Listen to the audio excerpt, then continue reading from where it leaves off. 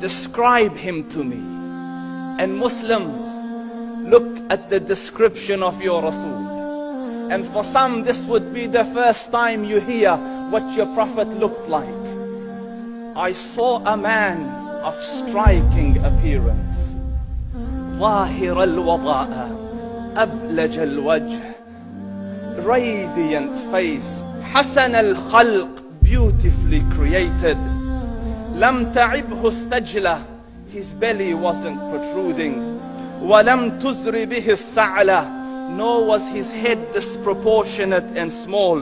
وسيم قسيم, proportionate and delicate, finely made, a specimen of a creation.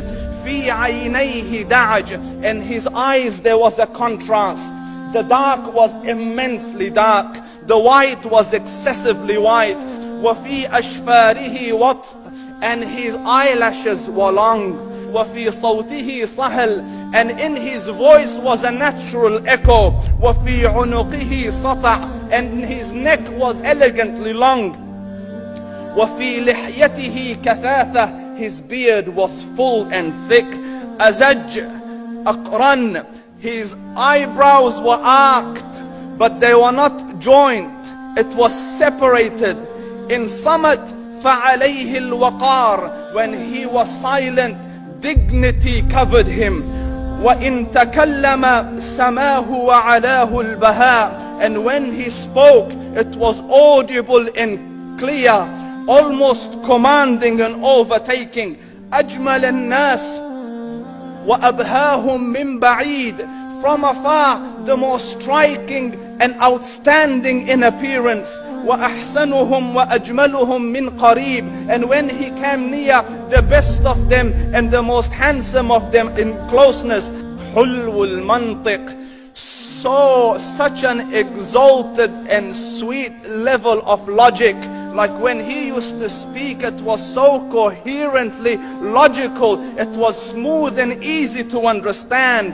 فصل لا نزر ولا هذر, he was to the point, not excessive, nor too short. كأن منطقه خرزات نظم يتحدرن, his logic, his utterances, his words were like jewels coming out of a necklace, calculated, polished, one after the other, it would flow magically. ربعة, he was medium in height.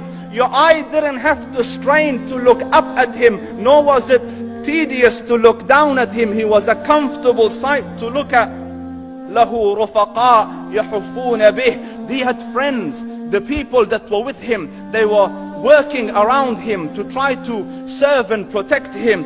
إن قال سمعوا لقوله, when he used to say something, they used to hearken to what he used to say. وإن أمر تبادروا إلى أمره, when he commanded, they used to compete to fulfill the command. This is Muhammad Rasulullah. This is Muhammad Rasulullah.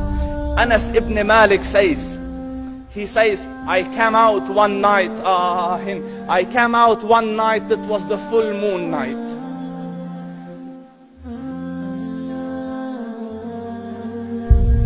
And I looked at the moon, and in the desert, understand, the moon is an awesome sight. It is smooth, it is radiant, it is clear, it is gentle compared to the scorching sun at which they are used to.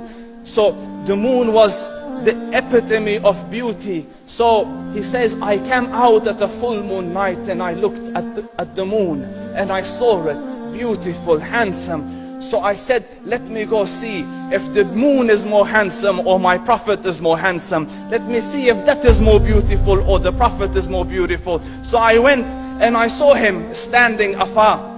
So I looked at his face and I looked at the moon, and I looked at his face, and I looked at the moon, and I looked at his face, and I looked at the moon, and he said, Wallahi, he was more handsome than the moon in its entirety. That is just the look of your Rasul. Aisha radiyallahu anha says, I was sewing with the needle, my needle dropped in the dark, I couldn't find it. I said, Ya Rasul, I can't find it. He moved his face close, and I swear, out of the radiance of his face, I found my needle. And the Prophet sallallahu alaihi wasallam was mind-bogglingly handsome, but his handsomeness was covered with waqar and jalal and hayba. The Sahaba say, when we used to sit at his feet, two feelings conflicting would come on the heart. The first one, you wanted to look at him. You wanted to behold the majesty of his face. And when you wanted to look up, shyness used to overtake you, so you used to look down. Amr ibn al-As says, I sat with him many times, but if you ask me to describe his face, I can't describe it. I wouldn't be able to look up to him ijlalan wa ta'zeeman. I couldn't look up at him. And that is why he didn't have the problems that Yusuf alayhi salam had. Because it was difficult to penetrate the awe and the splendor of the Rasul.